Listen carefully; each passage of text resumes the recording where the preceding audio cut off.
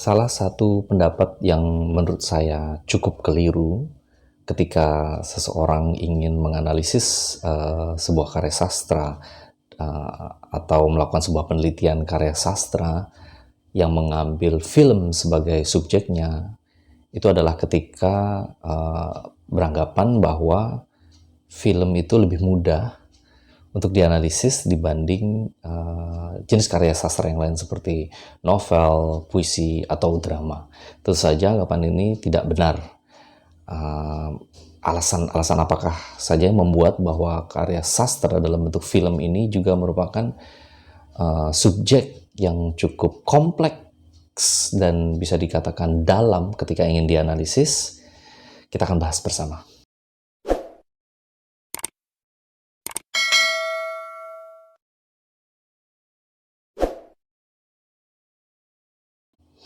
Hey everybody, welcome back to my channel.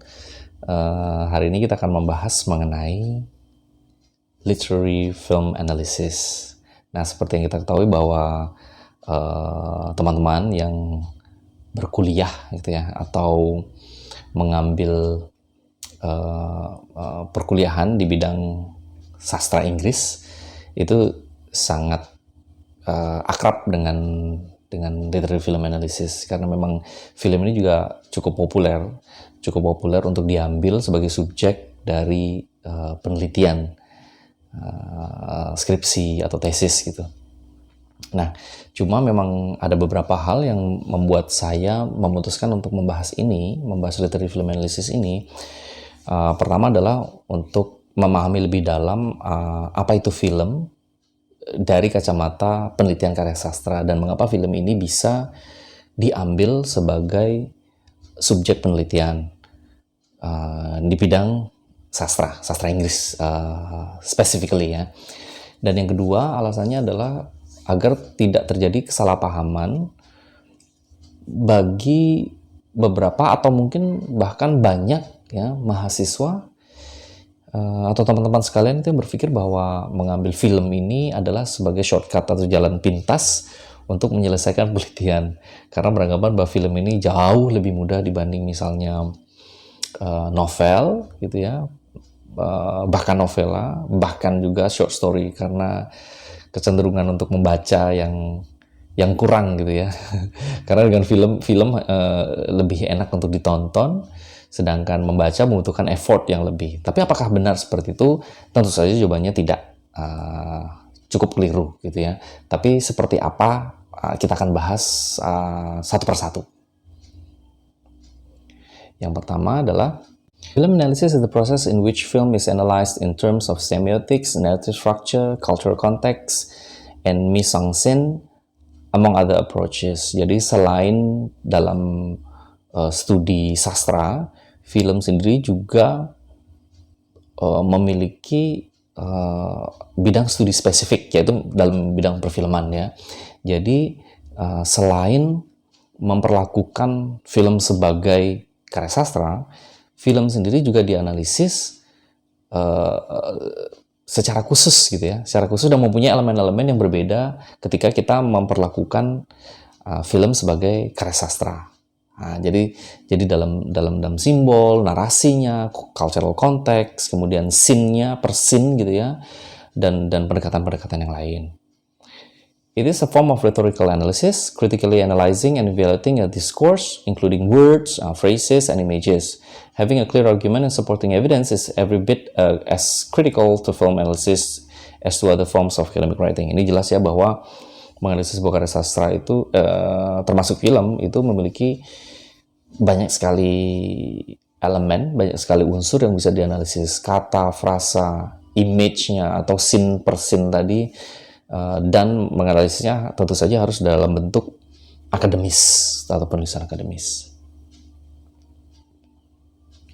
Nah, bedanya, unlike literature, film incorporates audiovisual elements and therefore introduces a new dimension to analysis, yaitu actors, lighting, angles, colors, dan sebagainya. Nah, itu yang tidak dibahas di dalam penelitian karya sastra, penelitian sastra gitu ya. Penelitian sastra tentu saja bisa saja mengambil extrinsic element, seperti para aktornya misalnya, atau mungkin juga spesifik kepada hal-hal technical ya, hal-hal teknis seperti lighting, angles, warna dan sebagainya, tetapi semuanya harus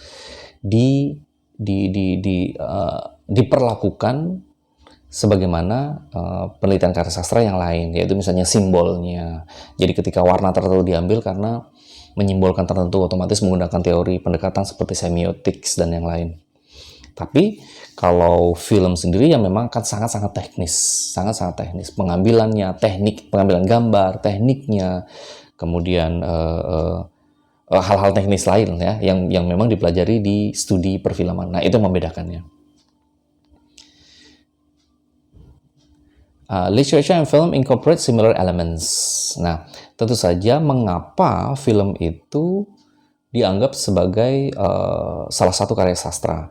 Dan oleh sebab itu film itu juga bisa dianalisis dalam penelitian atau studi sastra.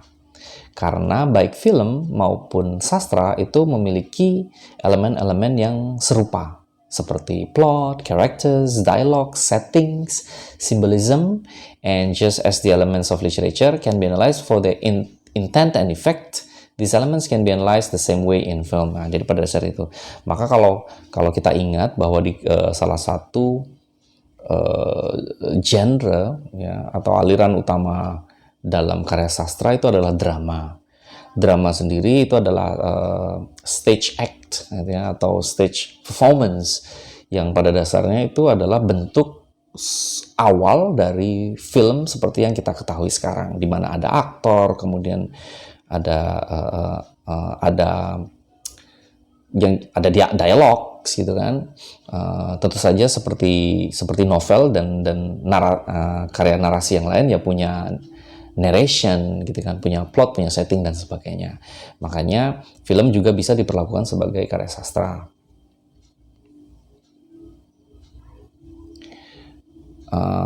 Sekarang kita lihat lebih mendetail mengenai film versus fiction, atau kita sebut sebagai novels and short stories.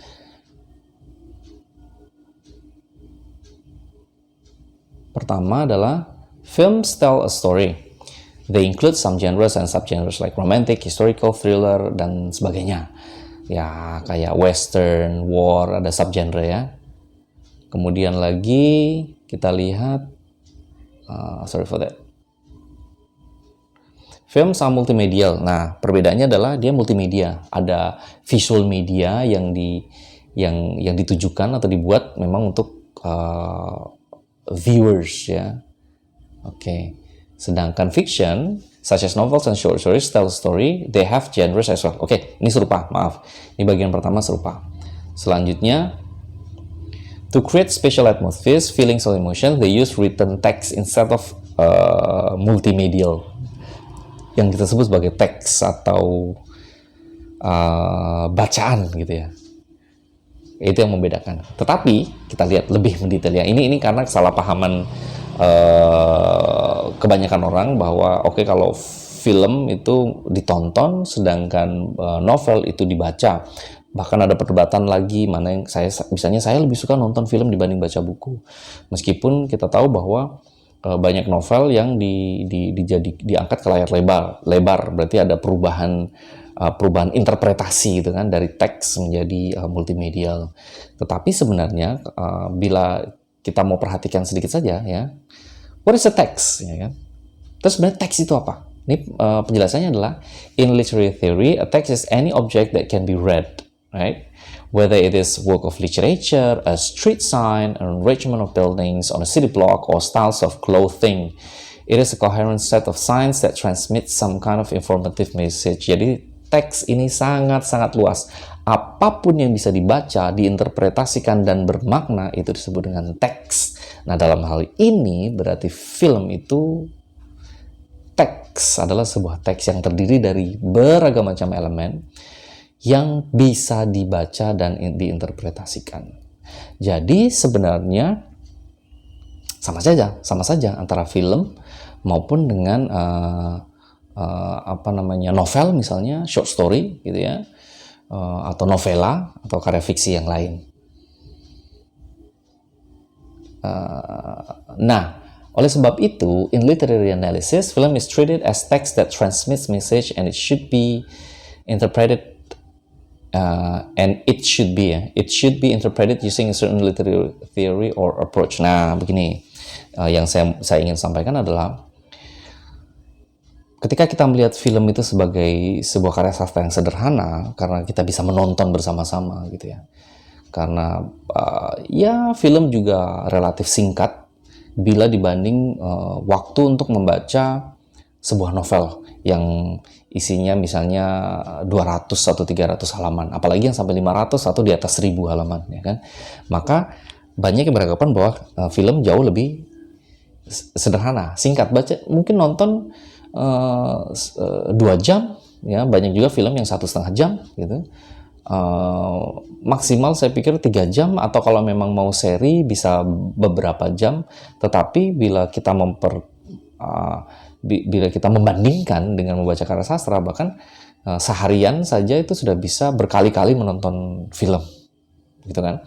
Nah, dalam hal waktu tentu saja benar, tetapi ketika kita membahas mengenai literary analysis, tentu saja sama saja itu tidak sederhana, karena film itu juga memiliki kualitas karya sastra, di mana tergantung dari pendekatan kita ya, tergantung dari pendekatan. Misalnya kita menggunakan pendekatan atau teori feminisme misalnya, kemudian menggunakan teori marxisme atau menggunakan teori psikoanalisis, maka di situ kita juga akan melihat unsur-unsur yang ada di dalam sebuah film.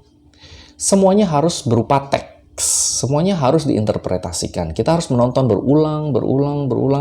berulang-ulang gitu untuk mencari makna yang kita dapatkan, atau tanda petik yang kita inginkan, gitu ya. Jadi sama saja membaca dan menonton. Bahkan sebenarnya kalau mau jujur, membaca itu kita memiliki lebih banyak evidence karena berupa teks kan, interpretasinya lebih dalam, tidak ada penggambaran visual di situ. Meskipun penggambaran visual digambarkan melalui teks, melalui kalimat, kata-kata, tetapi semuanya itu ada di dalam pikiran si pembaca atau si peneliti. Maka sebenarnya misalnya kita memiliki novel sebanyak 300 halaman, 300 lembar, maka kita punya bukti yang cukup banyak. Kita punya evidence yang cukup banyak, mempunyai bahan interpretasi yang cukup banyak. Tidak kaku, sedangkan film sudah ada, jelas. Misalnya rambutnya berwarna merah, itu sudah jelas. Tidak ada penggambaran lebih mendetail gitu ya, yang bisa diinterpretasikan lebih dalam. Seperti itu. Nah, in film analysis, kemudian untuk melanjutkan tadi ya, melanjutkan pembahasan. Is film analysis easier than literary atau novel atau fiction ya analysis? Tentu saja jawabannya no, big no ya. Karena begini, seperti yang saya sebutkan tadi, the visual scenes are treated as text. You still need to read them by watching them many times over and over to find the meaning. Jadi tetap over and over, tetap ya. Dan ketika kita ingin membahasnya, ketika kita ingin menganalisis, kita ingin menggambarkan, itu juga harus dalam berupa teks. Ya kita ketik, kita deskripsikan sedemikian rupa dengan menggunakan kata-kata dan kalimat. Tentu saja itu butuh effort juga. Jadi tidak semerta-merta menggunakan screenshotnya, gitu kan. Kemudian kita berikan di dalam lembar penelitian dan membiarkan untuk orang atau pembaca untuk melihat ya, dan seakan-akan si pembaca itu memiliki pendapat yang sama dengan kita. Tentu saja tidak ya, tentu saja tidak. Malah yang terjadi, alih-alih membuat dengan kurangnya deskripsi ya kan, dengan menggunakan kata-kata itu tadi, alih-alih membuat pembaca paham, malah sebaliknya membuat pembaca lebih bingung, karena pembaca akan sebenarnya apa yang dimaksud dengan gambar ini, apa yang dimaksud dengan screenshot ini, apa yang ingin Anda sampaikan, seperti itu. Jadi sama saja, tetap butuh effort ya. No lagi.